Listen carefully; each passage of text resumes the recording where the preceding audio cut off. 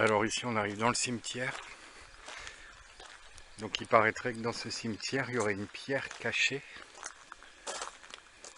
Et ce serait la pierre sur laquelle on présentait les accusés de sorcellerie. On les présentait sur cette pierre et il fallait que la pierre s'imprègne de leur sang. J'avais entendu parler d'un grand monument situé dans le cimetière, derrière lequel serait cachée la pierre. Une espèce d'endroit secret.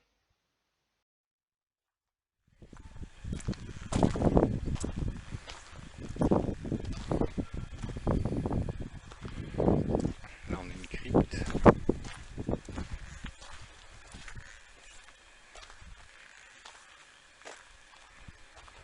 C'est vraiment une ville chargée d'histoire et surtout de vibrations. C'est dommage que ça puisse pas transparaître dans la vidéo, mais moi ici je peux vous assurer qu'il s'en passe des trucs.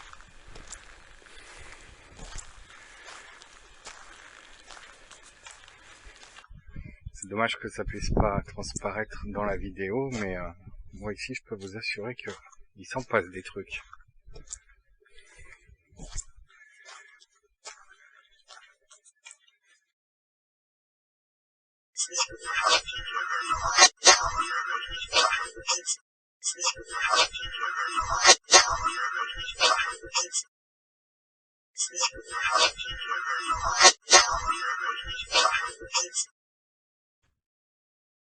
Après avoir fait le tour complet du cimetière, j'ai réalisé que je ne trouverais pas la pierre aux sorcières dans ces lieux.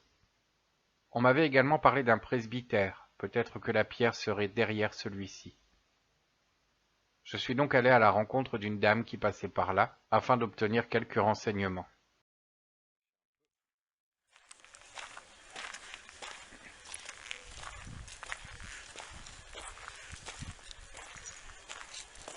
Excusez-moi madame, je fais un petit reportage, je suis désolé de vous importuner.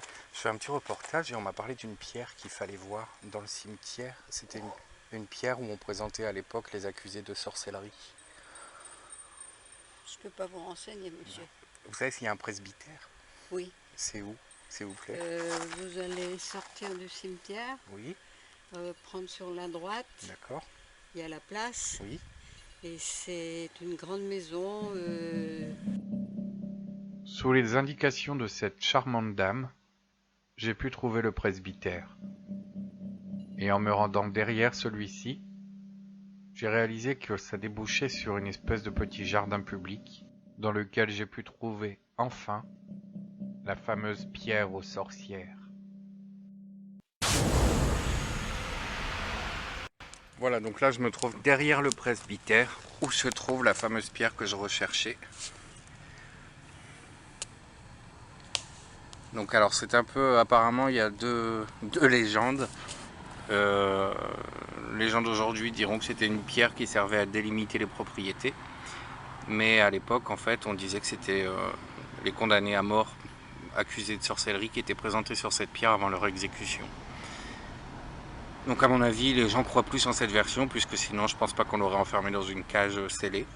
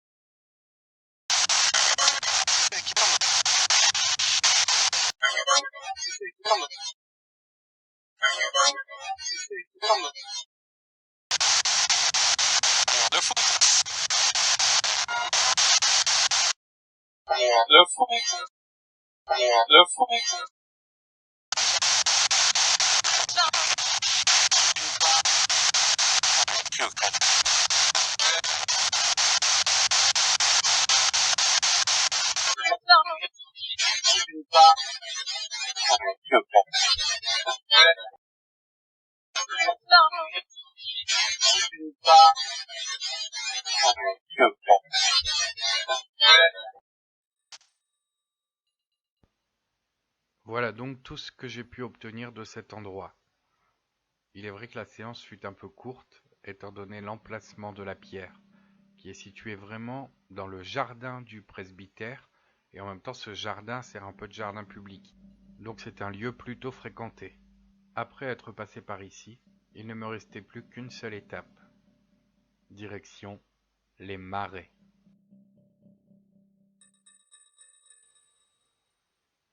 Nous arrivons dans les marais, un endroit chargé en vibrations et très certainement rempli d'histoire. Il s'agit là d'une forêt comportant plusieurs marais et traversée par une rivière. Aujourd'hui, cet endroit est plutôt fréquenté par les coureurs, les cyclistes, les promeneurs, les photographes aussi, grâce à son observatoire situé au milieu de l'un des marais, permettant ainsi d'observer et de photographier les oiseaux migrateurs. Mais comme vous l'avez compris, ce qui nous intéresse ici est de découvrir quelques petits secrets du passé qui pourraient être liés à cet endroit. Il y aurait eu notamment, aux abords de ces marais, un cabaret. Il se nommait le Cabaret du Ramon et avait la réputation d'être un lieu de rendez-vous pour les sorcières. Par ailleurs, la magie se pratiquant régulièrement avec la nature, les arbres, l'eau, les oiseaux aussi parfois, il serait fort probable que si sorcières il y avait, rituels il pouvait y avoir dans ces lieux. J'allais donc m'y aventurer avec tout le respect et le recueillement nécessaires. En arrivant sur les lieux, il me fallait traverser un tapis de feuilles mortes. Y trouvant là un nouveau support de TCI, je décidai d'analyser cette séquence. Apparemment, on m'attendait.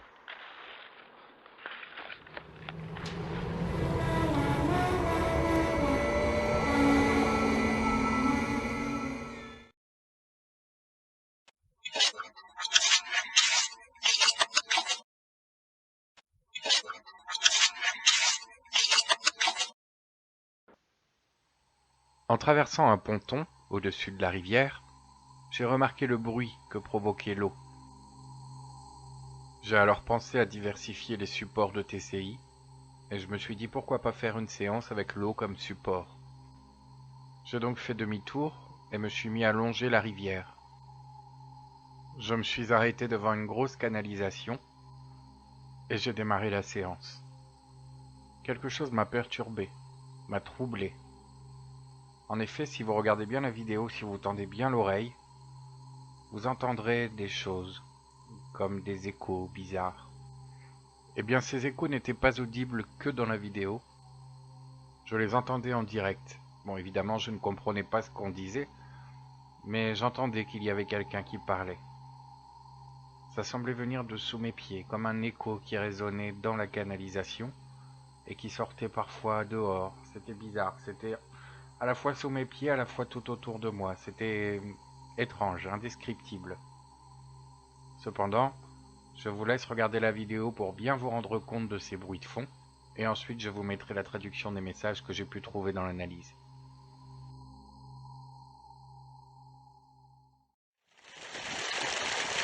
Y a-t-il quelqu'un avec nous ?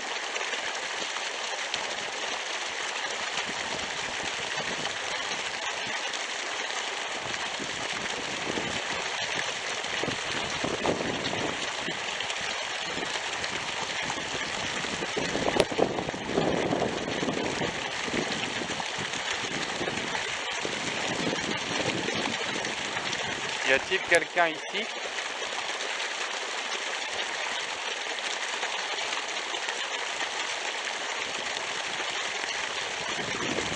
Que pouvez-vous me dire sur l'histoire de Marie Navarre ? Est-ce que Marie Navarre est ici? Est-ce que c'était une vraie sorcière? Est-ce qu'elle était bonne ou mauvaise?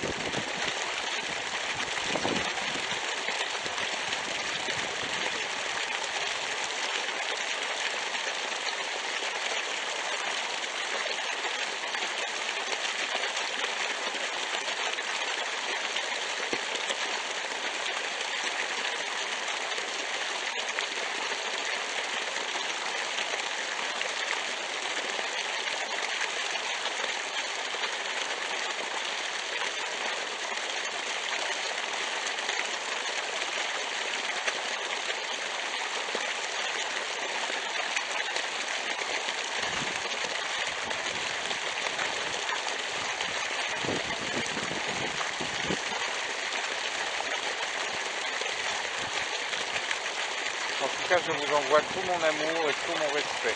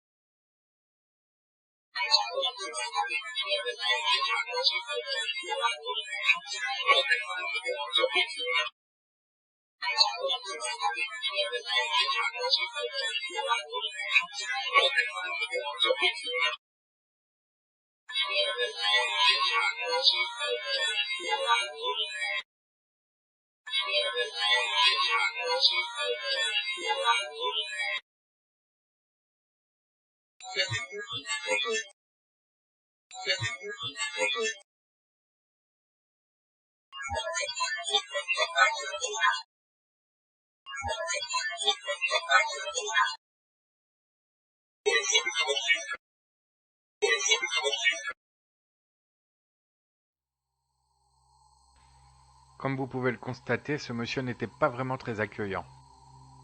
Je préfère ne pas supposer qu'il soit quelqu'un de méchant. Je préfère éventuellement supposer qu'il faisait partie des victimes, tout comme Marie Navarre. En tous les cas, il a l'air de la connaître et de vouloir la protéger. Je pense que cet homme a dû beaucoup souffrir et qu'il se méfie tout simplement des humains, des vivants. Il n'avait peut-être pas vraiment compris mon intention. En tous les cas, il fallait que je poursuive l'aventure.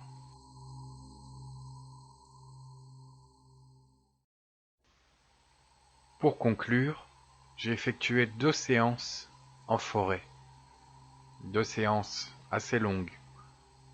7 minutes et 10 minutes d'enregistrement. Malheureusement, sur tout ce temps, j'ai eu énormément de messages d'âmes de passage.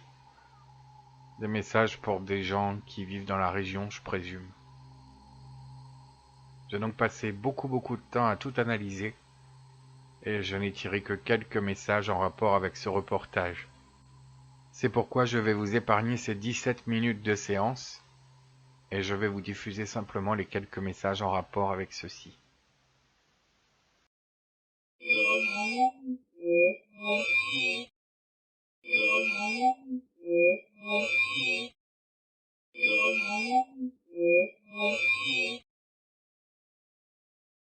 J'appelle Marie Navarre.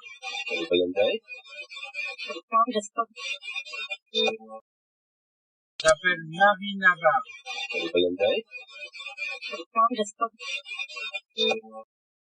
J'appelle Marie Navarre.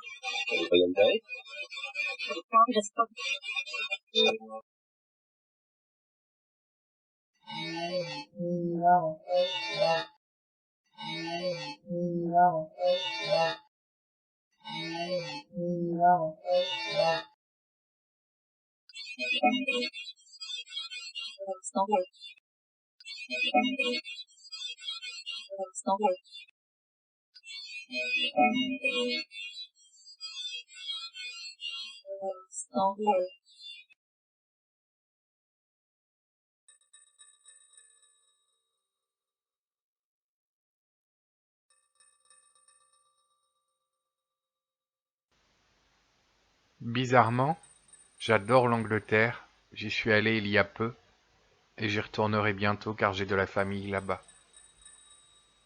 Lorsqu'elle dit « pour mon petit anglais », c'est donc peut-être pour moi. Allez savoir. Quoi qu'il en soit, ce reportage se termine ici. Marie Navarre avait des partisans et des opposants. Nous ne saurons donc jamais vraiment la vérité. C'est peut-être mieux ainsi. En tous les cas, nous savons qu'elle repose en paix avec les siens, et qu'ils ne veulent pas être libérés ou sauvés ou que sais-je. Donc je pense qu'ils sont bien. Si vous notez bien, les âmes que j'ai libérées sont plutôt les âmes de ceux qui les ont exécutées. J'espère que vous avez pris plaisir à visionner cette trilogie, autant que j'ai eu de plaisir à la fabriquer. Et pour ceux qui continuent à me suivre, je vous donne rendez-vous très prochainement pour de nouvelles aventures.